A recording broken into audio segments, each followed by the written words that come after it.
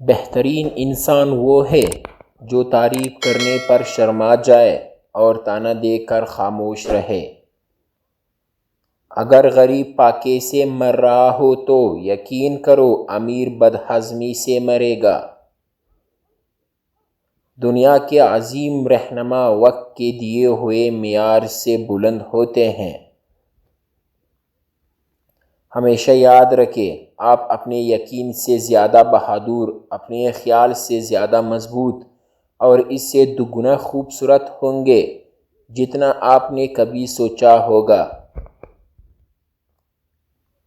جوانی کے فیصلے جوانی میں بھلے لگتے ہیں۔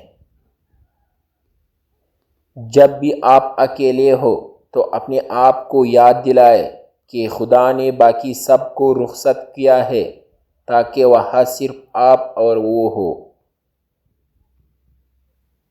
برداشت کے قانون سے سنو، رحم کے آنکھوں سے دیکھو اور محبت کی زبان سے بات کرو۔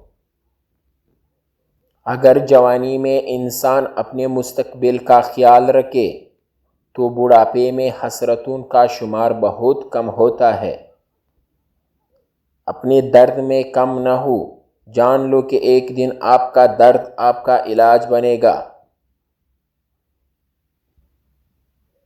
اگر تمنا ہوس پرستی بن جائے تو انتظار عذاب ہوتا ہے۔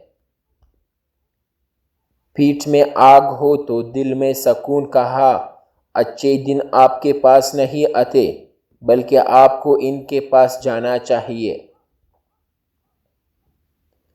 ہاتھیاں کھولو کیونکہ یہ دنیا صرف ایک خواب ہے۔ یتیم کا مال کھانے والا 1000 یتیم خانے بنائے سکون نہیں پائے گا۔ جس کا دوست اچھا ہو اسے آئینے کی کوئی ضرورت نہیں ہوتی۔ کسی انسان کے ساتھ ایسا سلوک نہ کرو جو تم اپنے ساتھ نہیں چاہتے۔ آئے ان تمام چالاک انسانوں سے دور ہو جائے جو صرف وہی کہتے ہیں جو ہمارا دل چاہتا ہے۔ نیند زندگی کا ایک ایسا آئینہ ہے جس میں موت کا عکس دکھائی دیتا ہے۔ جب تم رب کی چاہت پر اپنا سر جھکا دو گے تو پھر وہ تمہاری چاہت کے لیے کن کہہ دے گی۔ آج کا انسان سکون کے خاطر آسمانوں کے دروازوں کھولنے چلا گیا ہے لیکن اس سے دل کا دروازہ نہیں کھلتا۔ کچھ لفظوں سے لوگ مر بھی جاتے ہیں، کہنے والے یہ کیوں نہیں سوچتے جب عذاب آنے والا ہو تو توبہ چھین لی جاتی ہے۔ اس شخص کو بدلنے کی کوشش مت کرے جو خود ہی نہیں بدلنا چاہتا۔